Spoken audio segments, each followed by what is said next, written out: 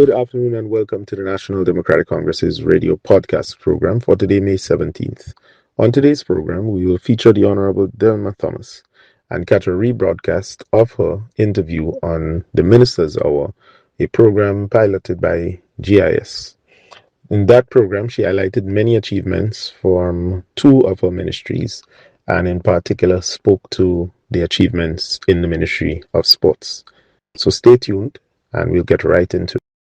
Calling all Grenadians, Carriacouans, and PT Martiniquans in New York this Sunday, May 17th at 4 p.m. Come out in your numbers to a Diaspora Town Hall meeting with Prime Minister Dickon Mitchell at Medgar Evers College Auditorium in Brooklyn, located at 1650 Bedford Avenue. Entrance on Krong Street between Bedford Avenue and Franklin Avenue.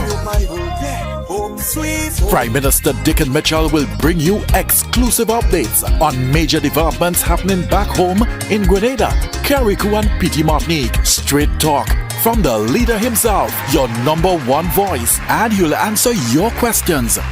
Plus, special guest Diaspora Ambassador Terry Forrester will speak to you about the exciting Grenada Homecoming 2026 event. And Polaris project sponsor, Ambassador Andrea Simbernard, will provide details about this life-transforming healthcare project. A state-of-the-art climate-smart teaching hospital and a medical city to be built in Calavini, St. George. So come with your questions and have them answered in real time. Doors open at 3 p.m. Arrive early. This town hall meeting will be streamed live on Ride Along. Spread the word. Prime Minister Dickon Mitchell and Project Polaris and Grenada Homecoming 2026 team are coming to Brooklyn for a massive town hall meeting this Sunday, May 17th at the Medgar Evers College, located at 1650 Bedford Avenue. Entrance on Krong Street between Bedford Avenue and Franklin Avenue. For more information, call the Grenada Consulate at 212-599-0301. Save the Date. We Pan Fest, hosted by Senator the Honorable Claudette Joseph, returns to the Carnage for an evening of rhythm, culture, and pure Grenadian vibes. Sunday, 28th June, 2026, 4 p.m. to 10 p.m. Pedestrian Plaza, the Carnage. Experience the sound of steel pan in its element, with live bands, food, drinks, and craft vendors along the waterfront.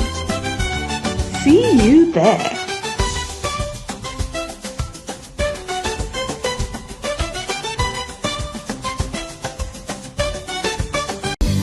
It's your time now, homecoming is our time now.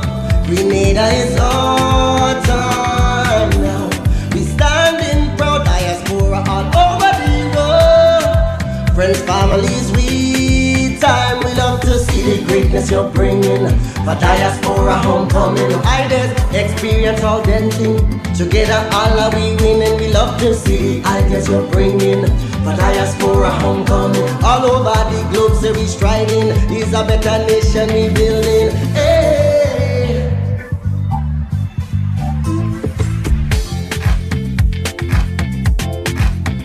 Diaspora homecoming, together we winning. Diaspora homecoming, together we winning.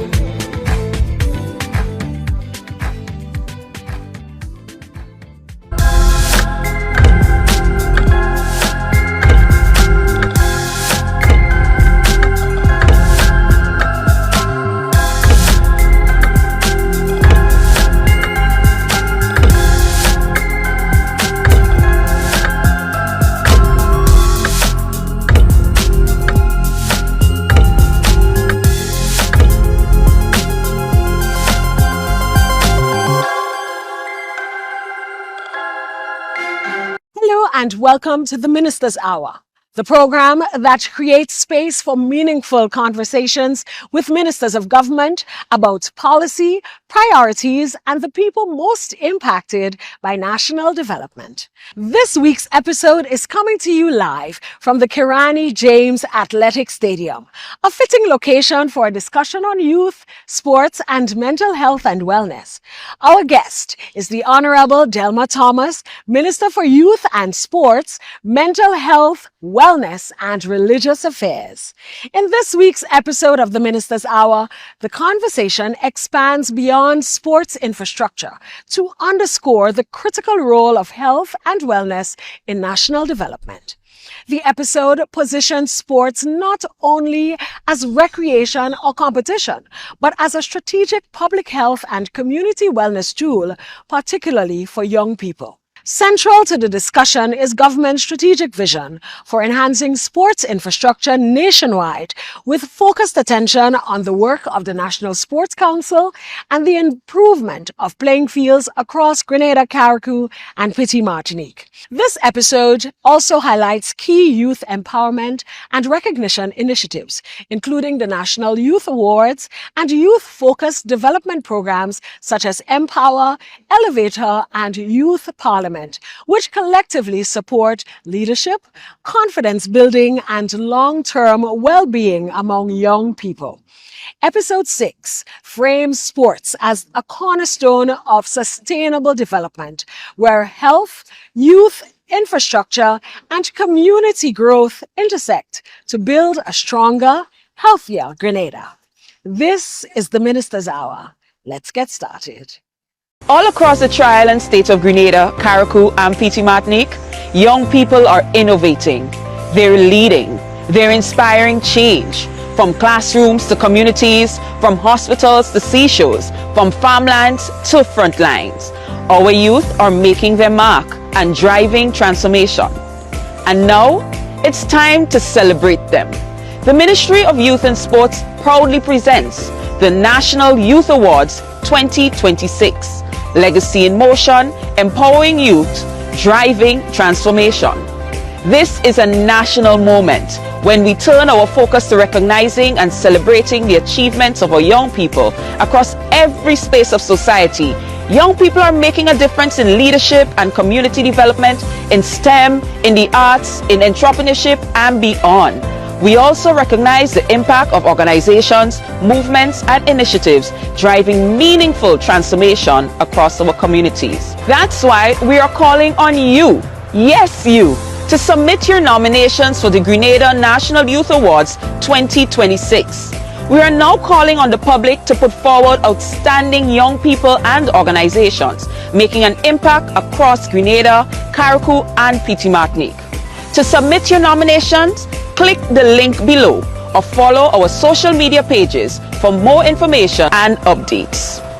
Please note that all nominations must be in by May 15th, 2026.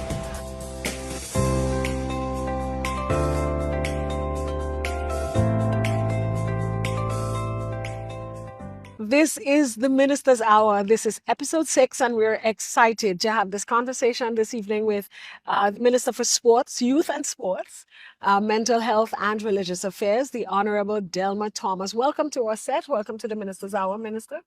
Thank you for having me at the Minister's Hour at our beautiful national stadium that speaks to excellence and national pride. Wonderful. It is a beautiful space, and we're happy. The season is not yet over. We still have Wits and Tides games coming up, and we want to encourage you guys to come out. Look out for the ads. Come out and support our athletes because they're the future Olympians, right? Minister, before we talk policy, I want to break the ice a little bit. So we're going to play this little game. I want you to be very honest, no cheating. All right? So are you a watch from the bleachers kind of person, or are you jump into the game? Jump into the game depends on the kind of sports. So I'm an athletic person, so I'll always be jumping and waving and thing for my team, whoever that team is. If it's Team Grenada, if it's Team St. Andrew, if it's team, so it depends on the for football and stuff. I stay on the sideline and I do jump for my team, especially constituency team at this time. So when Sab plays football, I will always be there. I mean, in recent times, less, but I follow the team everywhere they go in the All East. When Mountain play cricket in the All East, I'll be there. And so, but for me, athletics is where I'll put all my energies. I like that. I like track and field. I like track, and I came from a track and field school. I attended St. David's Catholic Secondary. So I'm a track and field girl. I used to do 1 and 2. I never made it to intercall or anything like that, but I always ran for my school and for my house. I saw you recently at the Carifta Games supporting Grenada. How was that for us? What was that experience like? Well, that was big for us. I mean, our athletes, they perform extremely well.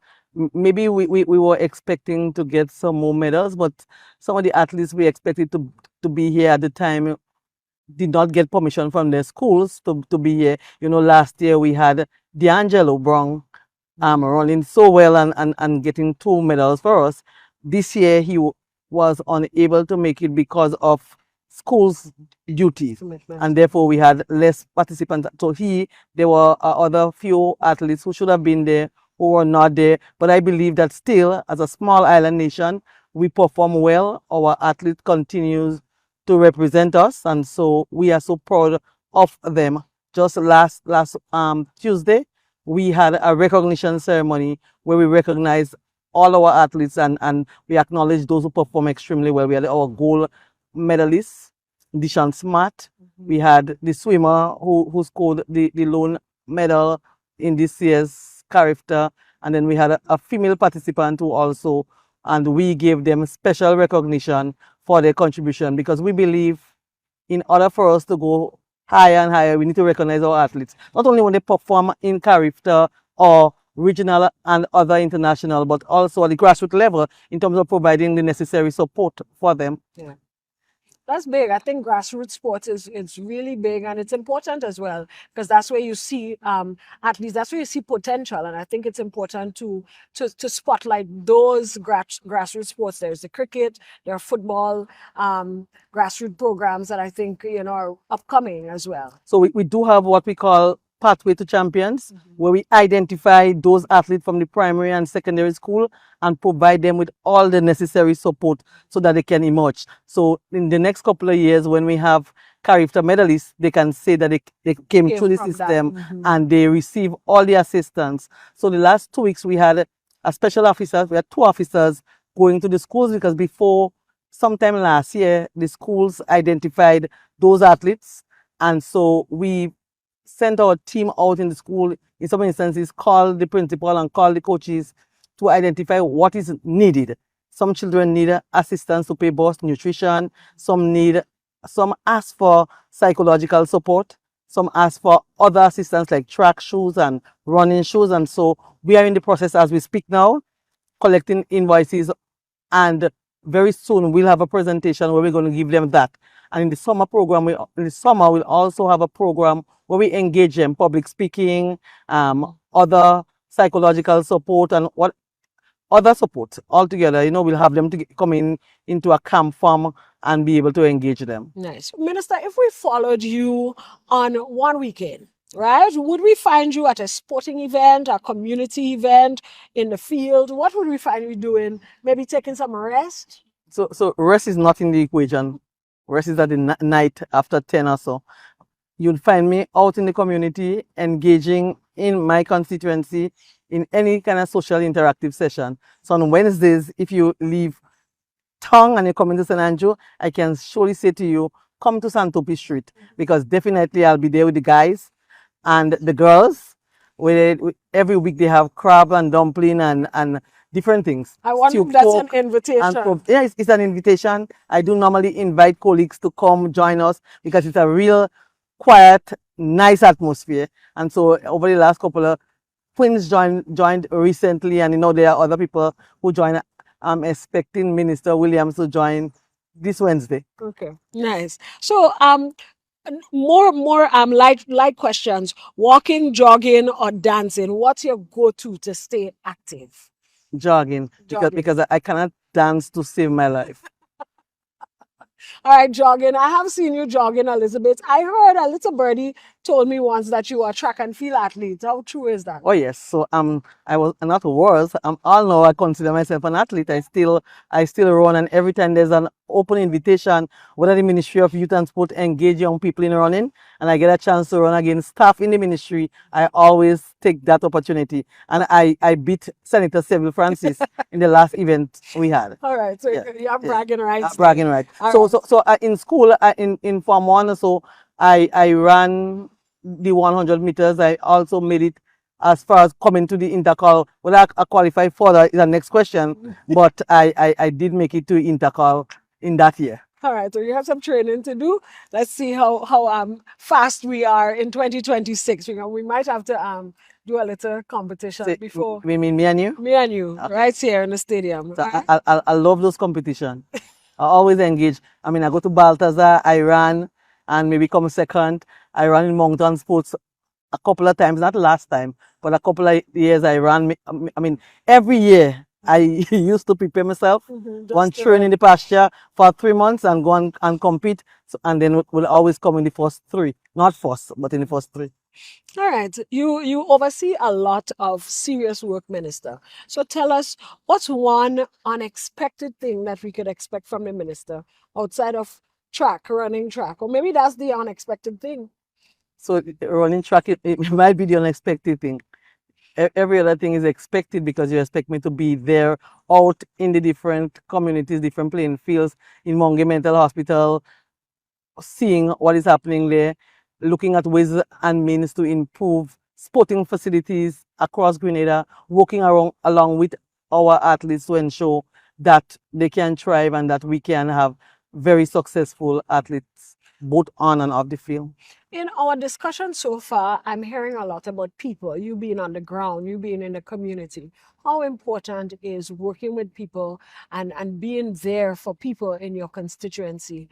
How important is that for you as Member of Parliament for your area and also as a Minister for Youth, Sports, Mental Health and Wellness? So I'm a politician, and politics is really about people. There's nothing else, not about, contrary to what you may hear anyway, it's about people, people-centered, being there for others. And that's what will make you either continue to be a parliamentary representative or make you out of that field, because what people want is connection, where they could reach out to you, they could talk to you, you can sit on the block, they can call you, and you'll answer your phone. And, so I am a people-centered person that if you ask me how to describe myself, I'll say I'm people-centered. People feel free that they can talk to me. And so I'll continue to be have that open door policy whereby people can speak to me, whereby I go out to the constituency. So it's more than just a constituency office there. But if you call and say, well, I need to speak to you because there's an issue, I would take the constituency office to you. So what I'll do is go to the community, if I have 4 or 5 people, then I will visit them first and then still find time to visit others. So last week I did that in Burge Grove. We had a few people who were sick, and so I visited every one of them, and I also spent some time in other homes who needed to see me. Nice. And if you didn't have me here today, I was going to be out this afternoon. Constituency. Yes. Thank you so much, Minister. This is the Minister's Hour, episode 6. We take a quick break, and when we come back, we talk sports policy and we talk infrastructure for sports. So we'll see you soon. Good day, everyone. My name is Isaiah Crowley, one of the residents at Guankai, which is under the situation, as you are aware, right? Now, there has been a lot of controversy, right, regarding the whole Guankai situation. The government wanting the people off of Crown property, right? And by all right, they are right, At the same time, it's a technical situation because that's the area where a lot of people live, different families and so forth, even including myself, right? It's actually the first time I'm going to be on the media, and I'm actually here to thank Minister Andy and his people for making sure throughout this chaos that he did find a home for all the people that needs it, right? Of course, there are going to be some that aren't happy with the outcome, but I can tell you, as a resident of the area, he really and truly did touch everyone that needs it, right? To the people that is fueling the propaganda, right? if the situation is fixed, then why keep fueling, right? What are you fueling? So again, big up to yourself, Mr. Williams, and your team for doing such an amazing work. Thank you. There is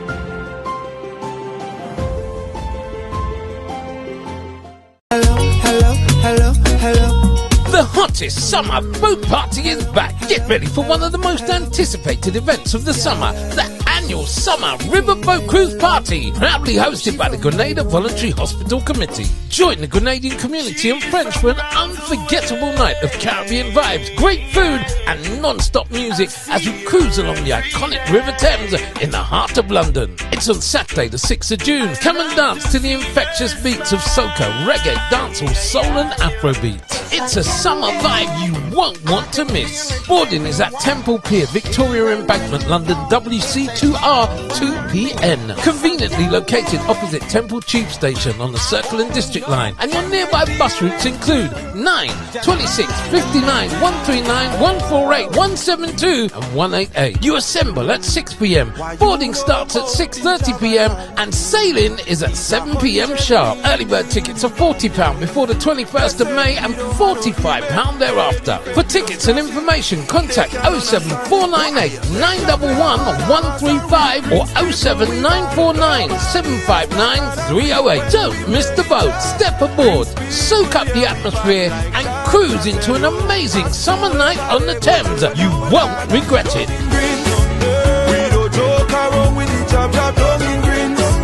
Calling all Grenadians, Carriacouans, and Pitimaticians in New York this Sunday, May 17th at 4 p.m. Come out in your numbers to a Diaspora Town Hall meeting with Prime Minister Dickon Mitchell at Medgar Evers College Auditorium in Brooklyn, located at 1650 Bedford Avenue. Entrance on Crown Street between Bedford Avenue and Franklin Avenue.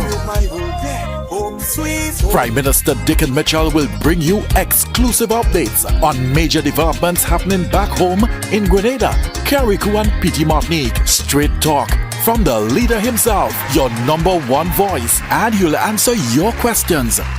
Plus, special guest Diaspora Ambassador Terry Forrester will speak to you about the exciting Grenada Homecoming 2026 event. And Polaris project sponsor, Ambassador Andrea Simbernard, will provide details about this life-transforming healthcare project. A state-of-the-art climate-smart teaching hospital and a medical city to be built in Calavini St. George. So come with your questions and have them answered in real time. Doors open at 3 p.m. Arrive early. This town hall meeting will be streamed live on Ride Along. Spread the word. Prime Minister Dickon Mitchell and Project Polaris and Grenada Homecoming 2026 team are coming to Brooklyn for a massive town hall meeting this Sunday, May 17th at the Medgar Evers College, located at 1650 Bedford Avenue. Entrance on Crown Street between Bedford Avenue and Franklin Avenue. For more information, call the Grenada Consulate at 212-599-0301. We're back. This is the Minister's Hour, episode 6 with the Honorable Delma Thomas. Minister, we want to come back and talk about the big picture for your ministry. What is your ministry's vision for youth sports? And I know you also have the portfolio for Minister for Mental Health and Wellness and Religious Affairs. What are your ministry's overall vision? Our vision is holistic. We understand that youth development, sports, mental wellness, community engagement, and national development are all interconnected. When we improve a playing field, launch a youth empowerment program, support an athlete, or strengthen mental health services, we are strengthening families, communities, and the nation as a whole. Nice. The strengthening families, strengthening the nation as a whole, strengthening youth and communities and youth. And it goes back to what you said earlier about you being people-centered and working for people and with people. I think that's very important. Can you talk to us about how this vision fits into our current infrastructure for sports?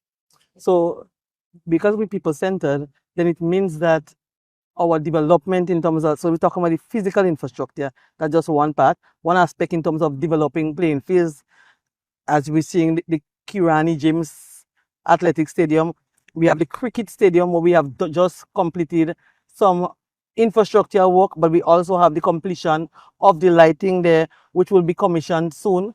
But apart from those national areas, because the National Cricket Stadium and the National Athletic Stadium are really national, but at the community level and at the constituency level and at the parish level, we are developing those sporting infrastructure across Grenada. So in Progress Park, for example, we do have the lighting there, we have the children playground, and we are looking also to have the track there for the people of St. Andrew, St. Patrick, and that side. Even St. David can come and access that track when it is completed, because it's all about people's development. It's all about our children's and our young people's development.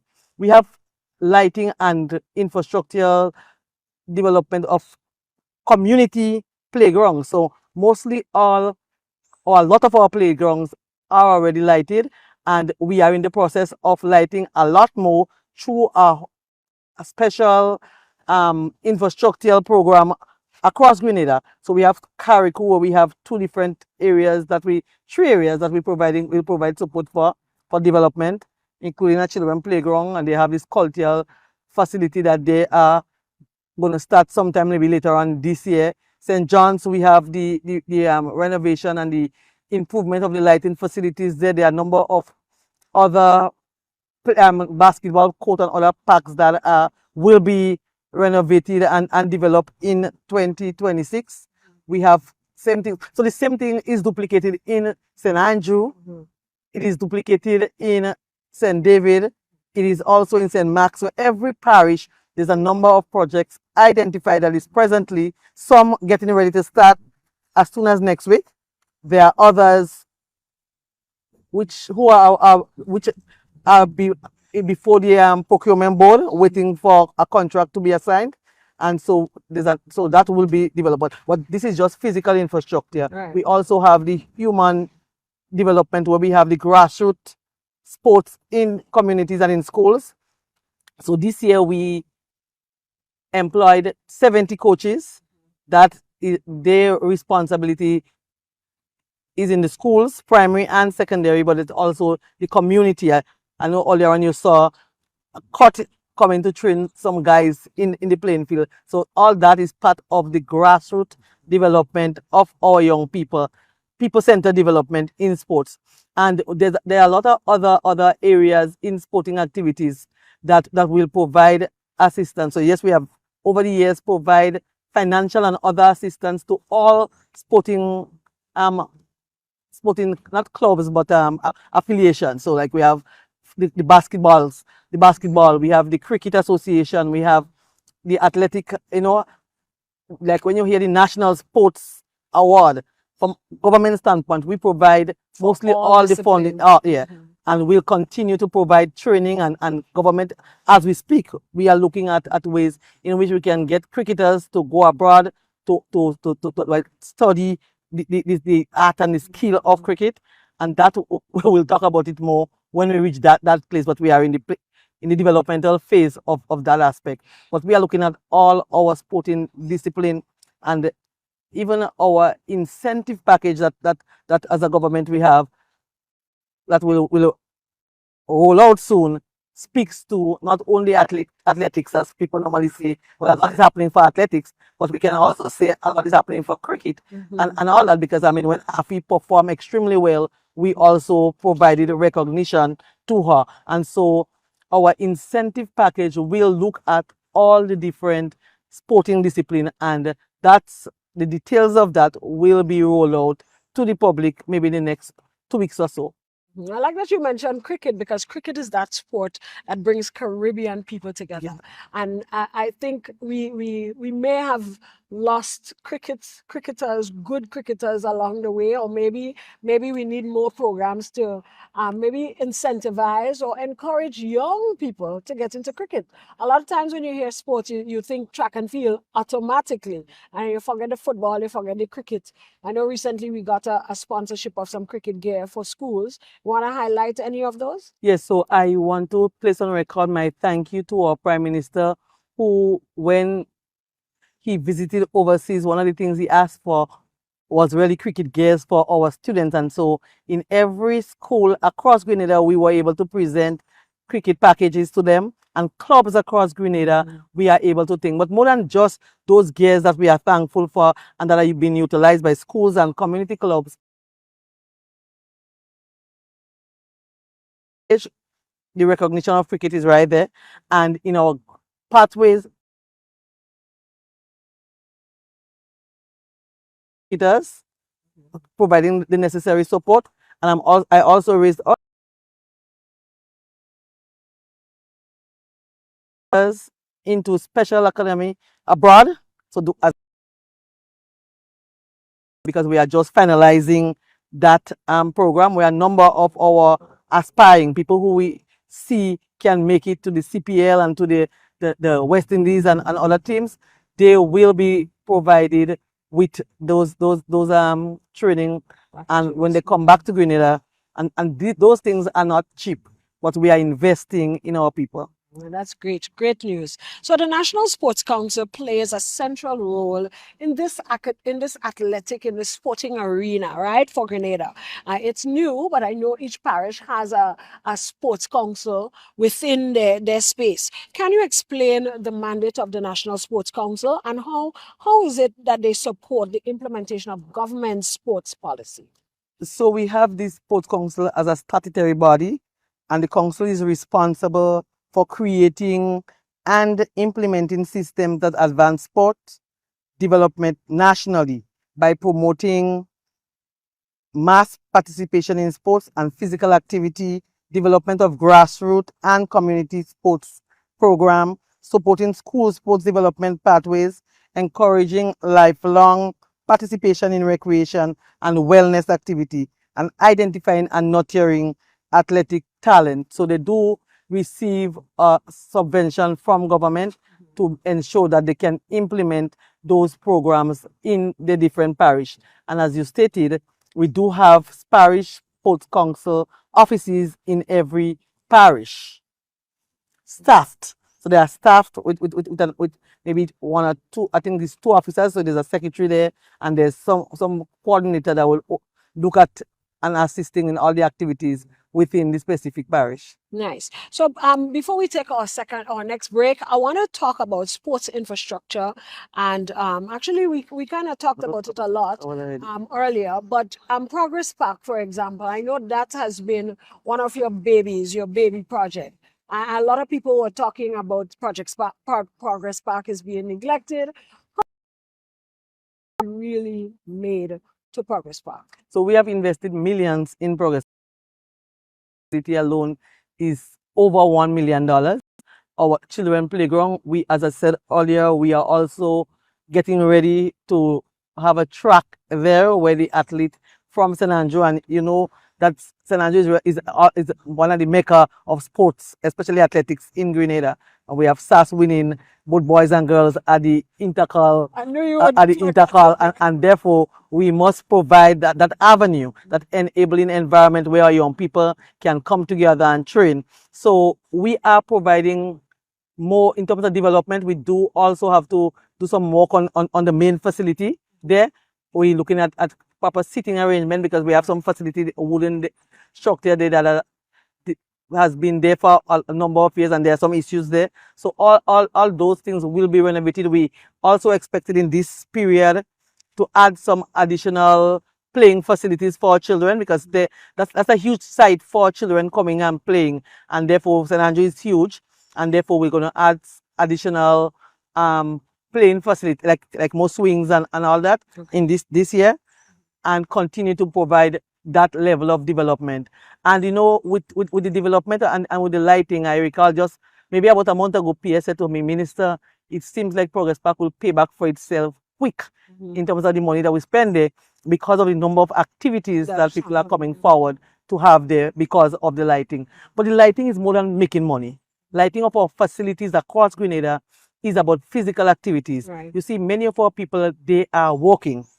And if you're walking, and we say as human beings we were made to move, and your work is sedentary, it means that you sit from 8 to 4, and the time you take a bus to reach home is the next 2 hours mostly, or hour again. So we want to have the lights one of the policy of this government is to have the lights on from 7 to 9, even though there's no activity. So it's aimed at encouraging people to come and exercise, come and walk, come and play with your children. So that's one of the objective of lighting, especially the community playing parks. Right, and I like the fact that there are playing parks in those areas as well. And I remember a story: a little girl from a private school. She approached the Prime Minister, and she had that question, and it was the question of how can we put more playing areas for children.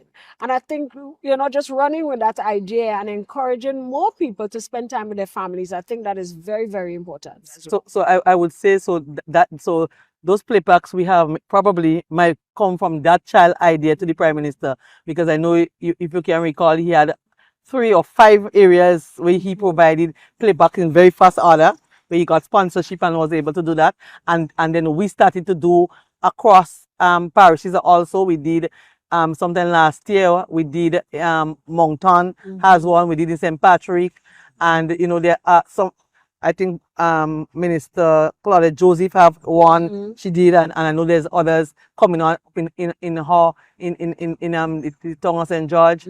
I know MP Ron Redhead. Well, I mean, I call it single out, because I know in every parish we will be seeing play parks being erected, because we are in the process now of finalizing those scopes, because we do have 2 main persons that deals with that in Grenada.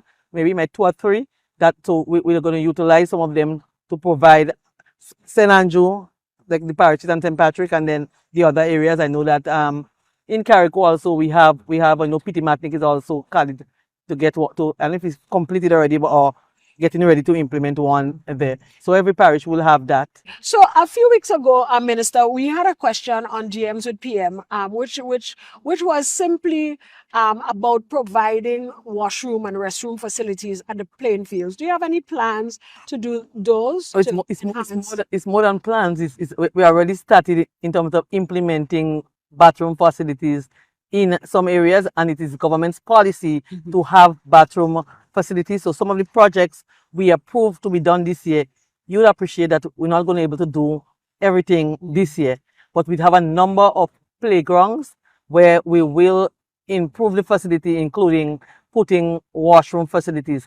But to me, washroom facility is more than just putting a toilet and thing. Management is key, because if we just put a toilet and in a playground without no management and no care for it, then there are going to be issues. Maybe 6 months from now, they will not be working. So one of the policies we also want to work on is to ensure that there's proper management of those facilities. That'll be a good one. And finally, before we take our break, I want to ask about community involvement. How can we encourage the community to get involved in not only taking care of these facilities, but also providing support to enhance these facilities? So what I know, in some areas you have community groups that are managing, and so we want to push that. I recall after we had the rehabilitation of the Grenville basketball court, I said I mandated the Basketball Association in St. Andrew that you are responsible for managing. So you are responsible for calling and say this needs to be done, and ensuring that all that the facility is properly taken care of. Yes, we have cleaners there, we have security, but in terms of the real management structure, the mandate will be given to the Basketball Association there. And there are other areas, for example, in my constituency, SAB, there's a community group that is extremely active and engaged. Is more than just a community group in terms of how they engage young people, keep them together, keep the playing field and everything active. They are responsible for the facility there. I know in Balthazar also, so that's 2 areas in my constituency. But we want to duplicate that across the Grenada, where you don't just give one person to hold the key, but even if you have one person, at the end of the day, there's a response. The whole community should have a group that is responsible for ensuring proper management, because we have to take responsibility for things that are our own. Because the playing field belongs to the community, and if we ask for it, then we should be prepared to take care of it. We're due for a break, but when we come back, we want to talk about youth empowerment initiatives by the Ministry of Youth. See you soon. Montreal, prepare for an exquisite evening of insight and elegance. Join us on Friday, June 5th at 6:30 p.m. at Plaza Volaire in the Armand Plaza Hotel for a night you won't want to miss. Our keynote speaker for the evening will be the Honorable Dickon Mitchell, Prime Minister of Grenada. Enjoy an Ambossal cocktail, a delightful dinner, a captivating live entertainment, all while supporting a great cause. It's at 6600 Chemin de la Côte de Liesse, Saint-Laurent, Quebec. Secure your spot for this extraordinary event. Get your advance tickets now for $150 or $170 after May 5th. Don't wait. Seating is limited. Call us today at 514-707-1533, 514-773-6519 or 514-928-5370 to reserve your tickets. Join us for an exquisite evening of insight and elegance. Get ready, Montreal, for an unforgettable night. Proudly presented by the NDC Canada chapter. We can't wait to see you there. An exquisite evening of insight and elegance you won't want to miss. A fireside chat featuring keynote speaker, the Prime Minister of Grenada, Honorable Dickon Mitchell, hosted by Dr. Aita Sadhu.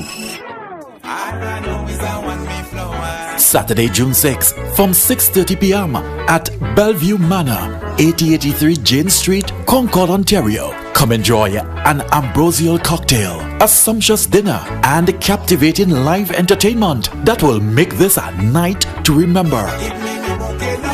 Tickets are available now. Get your advance tickets for just $200. After May 6th, the price increases to $225. So don't wait. For tickets, call 416-209-6226, 647-242-9256 or 647-561-4350. This event is proudly presented by the NDC Canada chapter. Experience the elegance. Network with leaders. Celebrate with us. Call in all Grenadians, Carriacouans, and Petit Martiniquans in New York this Sunday, May 17th at 4 p.m. Come out in your numbers to a diaspora town hall meeting with Prime Minister Dickon Mitchell at Medgar Evers College Auditorium in Brooklyn, located at 1650 Bedford Avenue. Entrance on Krong Street between Bedford Avenue and Franklin Avenue.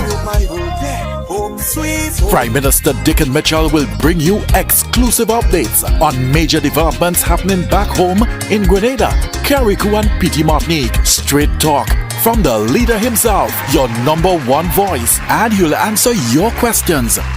Plus, special guest Diaspora Ambassador Terry Forrester will speak to you about the exciting Grenada Homecoming 2026 event. And Polaris project sponsor, Ambassador Andrea Simbernard, will provide details about this life-transforming healthcare project. A state-of-the-art climate-smart teaching hospital and a medical city to be built in Calavini, St. George.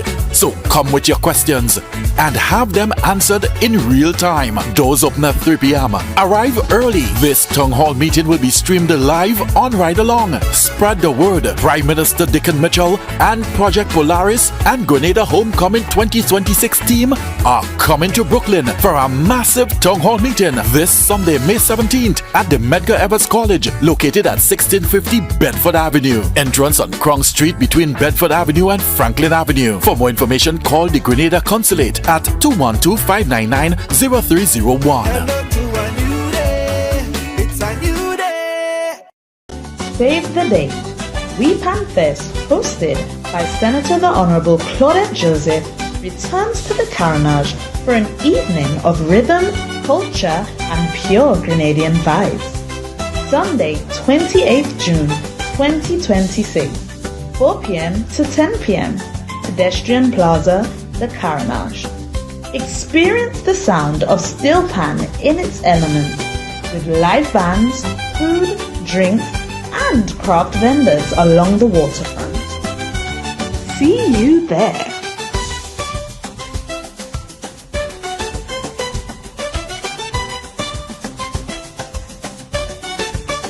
And we're back. This is episode 6 of the Minister's Hour with the Honorable Delma Thomas. Minister, we want to segue into talking about some youth development programs. Minister, your ministry oversees several youth-focused initiatives, including Empower, Elevator, and Youth Parliament. Tell us about these initiatives. We know that Empower deals with men, and recently, as last year, you implemented Elevate Her. Tell us about these programs and why they're so important. So first of all, I want to say that the Ministry of Youth is not an implementer of all the youth program of government, but we are facilitator of programs. So apart from all the programs you named, there are a number of other youth initiatives. When government hired 36 doctors, they are young people. And so while we are not implementing those programs, but we are facilitating and encouraging young people based on what you want to do. So if you want to be a doctor or a nurse or so, then you go through the Ministry of Education to apply for scholarships. But these are also youth programs sponsored by the government of Grenada. Under the ministry, we have some programs that we implement. We have the Elevator program, which is a new program that is aimed at identifying areas where we know that there'll be employment opportunities, areas of need. For example, last year when we started, one of the areas we focused on was farming and agriculture, because we understand the importance of food security, especially in the geopolitical space and everything that is happening. But just generally, food security is so very important for our people. And so the training that many of our young women are undergoing now are aimed at the end where they can get jobs through agriculture, or they will be provided with assistance, because some of them have lands, family lands, that will provide the necessary support so that they can produce for themselves, and we will work with them to ensure that they can sell their produce. Just recently, Cabinet has also approved 15 of those in Elevator. So these are people who will be working in the government system, in the hospital, new jobs that will be ready when they complete their studies.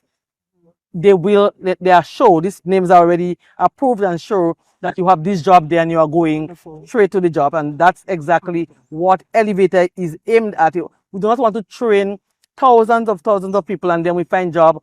So you train 1,000, if you find job for 200, then it means that it's not a very successful program because the percentage is very low. So we want to train our young people based on the skills that would enable them to find jobs after they complete their field of study. So I think we have to look at areas like construction, understanding that there's this construction boom where you do not have workers. So we like tiling and masons and carpentry. These are areas that we want to look into, the creative and all that. So we have the ministry specially designed for creatives.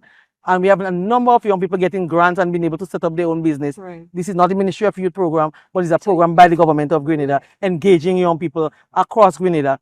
As we speak now, we have Empower registration across parish.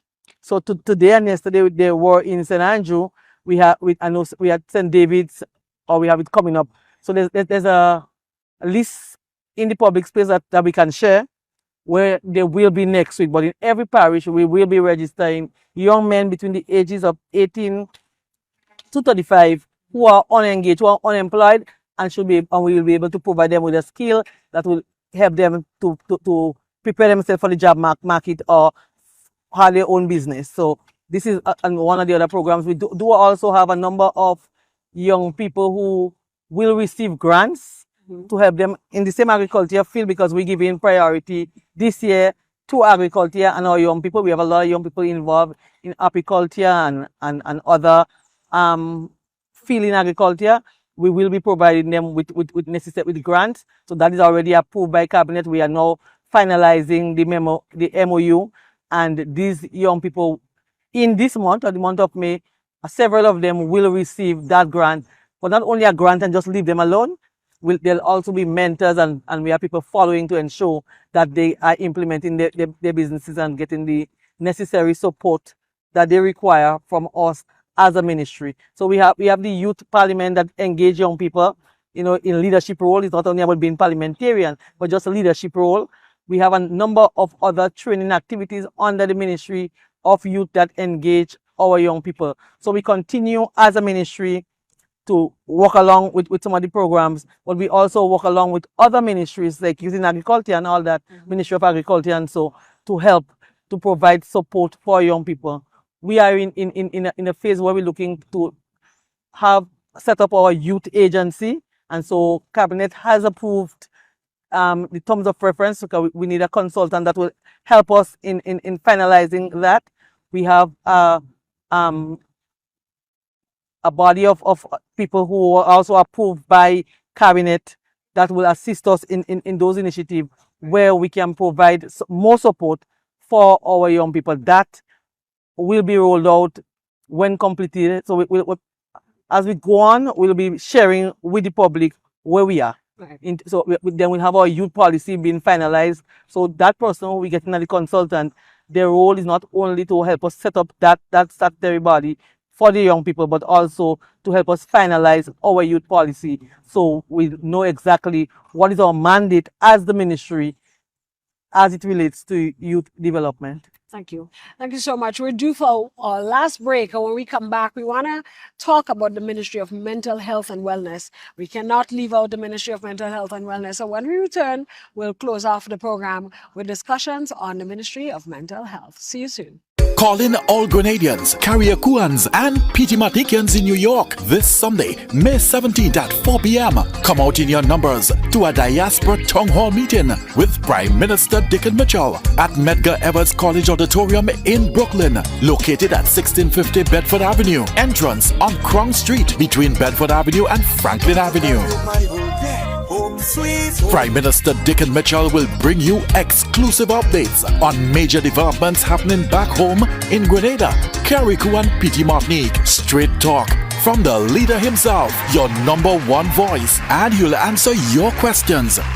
Plus, special guest Diaspora Ambassador Terry Forrester will speak to you about the exciting Grenada Homecoming 2026 event. And Polaris project sponsor, Ambassador Andrea Simbernard, will provide details about this life-transforming healthcare project, a state-of-the-art climate-smart teaching hospital, and a medical city to be built in Calavini, St. George. So come with your questions and have them answered in real time. Doors open at 3 p.m. Arrive early. This town hall meeting will be streamed live on Ride Along. Spread the word. Prime Minister Dickon Mitchell and Project Polaris and Grenada Homecoming 2026 team are coming to Brooklyn for a massive town hall meeting this Sunday, May 17th at the Medgar Evers College, located at 1650 Bedford Avenue. Entrance on Krong Street between Bedford Avenue and Franklin Avenue. For more information, call the Grenada Consulate at 212-599-0301.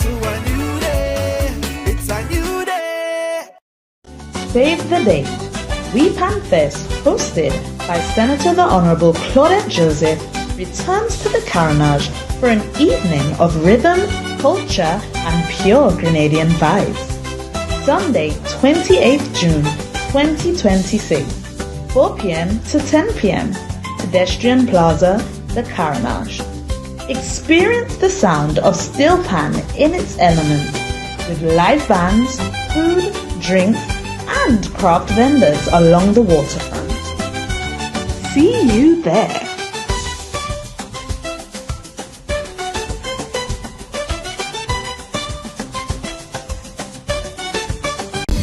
It's your time now. Homecoming is our time now. Grenada is our time now. We standing proud, diaspora all over the world. Friends, families, we time. We love to see the greatness you're bringing. For diaspora homecoming, ideas, experience all them thing. Together all are we winning. We love to see the ideas you're bringing. For diaspora homecoming, all over the globe, say we striding. Is a better nation we building. Hey.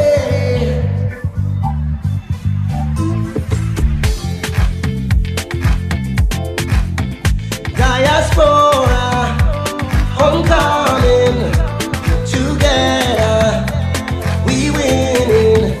Diaspora homecoming, together we winning.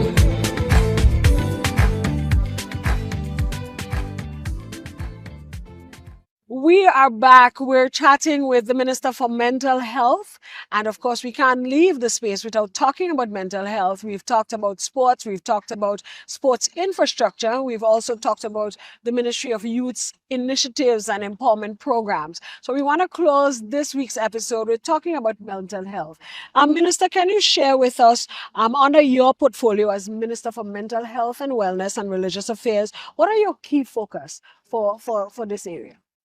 So our key focus, as the ministry name says, people's mental health, ensuring that people have proper mental health, because we know that there's no health without mental health. And so as a ministry, we are working to end stigma and discrimination, so that people, when you feel stressed or depressed or anxious, you feel it's okay to not be okay. It's okay to speak about it. And so we are providing the enabling environment whereby people feel they can speak without being stigmatized, and so we have a number of programs at the level of the community over the last couple of months, going out to the community, sensitizing, doing a lot of education within schools and all that, to ensure that we can make people feel comfortable of speaking about mental health. And there is I know the ministry is working on developing a national suicide action plan. Where are we with that? So we do have a draft action plan, suicide and action plan, where we are looking to, so we already started a number of consultation. We are doing like interministerial, so it's like, we have social development and Ministry of Education and, Ministry of Health and all that. We have, and then we'll have community, where we go out into the different communities. I know we started a few. We had one in St. Andrew, but there's need for a lot of more sensitization on that plan. We have spoken to some of the religious bodies, because we believe that you should not be criminalized for attempting to commit suicide, because we believe it's a mental health challenge. Nobody seriously wants to take their life. And when you are challenged by mental health issues, then you seek to take your life. And so we are looking in this year to decriminalize suicide as part of the whole policy. But there are a lot of outdated things in our law books that we need to get rid of, like calling lunatic. And there are some areas within our legal framework that is not keeping with the modern trend as it relates to mental health. And so we are also working on those initiatives. Nice. Two things, Monge Hospital and Carlton Home. I know there was some infrastructure work happening at Monge Hospital. Talk to us about the improvement of that facility, and in going forward, how do we the infrastructure for Carlton Home? Talk to us about that. So more than talking to you about Monge Mental Hospital, I want to also talk to you about community-based programs. So yes, we need a facility for when you cannot handle the situation at the level of the community, but we also need to be able to provide the support at the level of the community, provide support to families, so that when there are issues, they know how to seek help without wanting to leave their families in Monge for the rest of their lives. At present, we have over 50 residents who live in Monge permanently. That's the only home they know. Right. And therefore, I want to start with them, because these are people who are not mentally ill every single day of their lives. There are times when they are perfectly good. There are times, what they need is care. So we are at the present developing and designing a program just to deal with their care.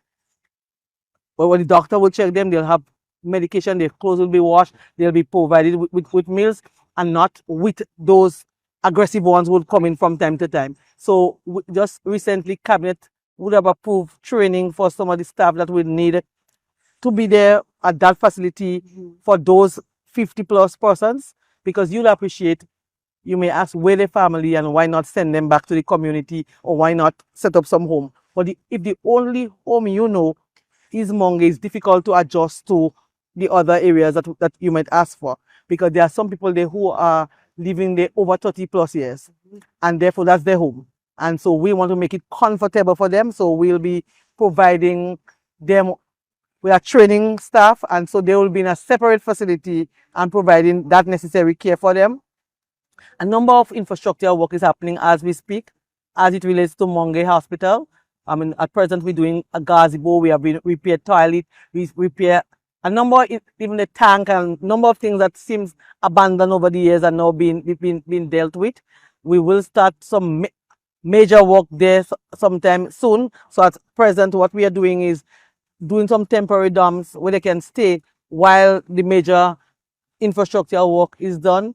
But you would appreciate that mental health is more than infrastructure development, human capital. So we want to be able to train more for nurses and send them abroad with it, because we have training like in Jamaica, I think Guyana. So we are specializing. Just recently, government has provided support for other doctors in the field to specialize. We are looking also to ensure that some in the mental space where they can go to specialize. In the past, what we had in Monge Mental Hospital was 2 doctors, general practitioner. I'm pleased to say that at present, we have 7 doctors with 2 specialists. So we have a child specialist and we have one that deals with the adults. We have trained just last year, 2 of our nurses graduated in terms of specializing. So they are specialized nurse in the field of mental health. And so we'll be providing more assistance to get more for people sent to be trained in that aspect. We also have what we call our community health nurses. And what we have done is not just send them out there like that. We have provided transportation. So we bought 1 vehicle and we're in the process of purchasing another, whereby they can go to the communities and provide the necessary support for people who normally come to Monge. So you ensure that they get a medication. You ensure that you provide the necessary support to families to see how we can assist. And what we've seen with that new trend is that we have seen a reduction in repeating. Yeah. So people who would be there coming every 6 months or so, now we have not seen them for over a year or they are there. So we realize that what we're doing is working, and so we'll continue on that and try to improve every step of the way, because we are not perfect in terms of everything that we're doing. There are still people outside there who you may say, well, I'm seeing that person outside there who need care and is not there. But our facility provide those support, and once we identify those people who need assistance, then we'll provide the assistance, but not to keep them there permanently. A lot of time people call and they say, well, we need that person is giving trouble and we do not want them to come back out. But these are people just like us. Just like, mental illness is just like people suffering with cancer, diabetes, high blood pressure.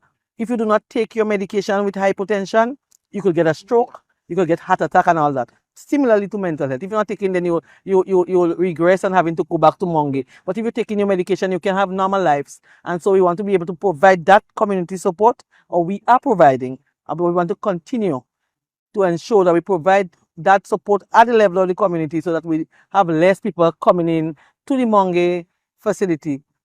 As it relates to Carlton Home, there were some delays, but at present we are happy to know that the tender documents are out, and so in short order we should have a contractor maybe a month or 6 weeks from now, because of the whole process of tendering and the tendering. Even when they finalize, it will have to go to the tenders board, and so we do look forward to that implementation, which according to the Ministry of Infrastructure will take between the 8 to 10 months after they will start construction phase. So hopefully, let's say we start July, then it means that 10 months from then we should be looking to furnish with the funding that is available at this time at the Grenada Cooperative Bank. And I want to commend the Grenada Cooperative Bank. I know that, we take a long time to really get a project going, because they have raised in excess of $500,000 and it's in their keeping. So it's not in the government's coffer. And though they handed me a check, it's not the real check. The monies are placed. The monies are placed at the Grenada Cooperative Bank, and it's not for construction. This money will be used for furnishing that new facility. Cabinet has already approved the staffing dimension for that. that facility, because that's to tell you we were hoping that we'll have it before. Right. So we have approved staff, meaning that a staff list, not the people, but we have a approved staff list, and we also look forward to the construction phase. Nice. So we're looking forward to that as well, and to the more work that you're gonna do under your portfolios as Minister for Youth and Sports, Mental Health and Religious Affairs. Minister, any parting words for us? Any messages that you want to leave to the young people of this nation, the coaches, the parents, and of course your community? Parting words, Minister.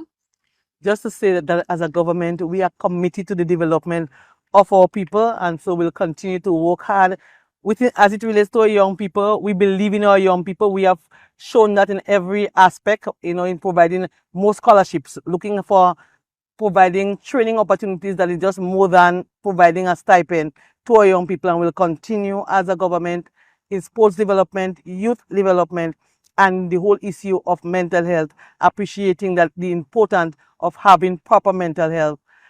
We continue to invest in those different fields. Thank you so much, Minister. This has been the Minister's Hour, episode 6. We're so grateful that you were able to join us for this week's episode. We were talking with the Minister for Youth and Sports, Mental Health and Wellness and Religious Affairs, the Honorable Delma Thomas, and we want to bid everyone a great week. Remember to stay active, stay healthy for a stronger Grenada. See you next time when we discuss more of our priorities and initiatives under the government of Grenada. My name is Neela ATN, Press Secretary in the Office of the Prime Minister, and it has been a pleasure to serve you this evening. See you next time.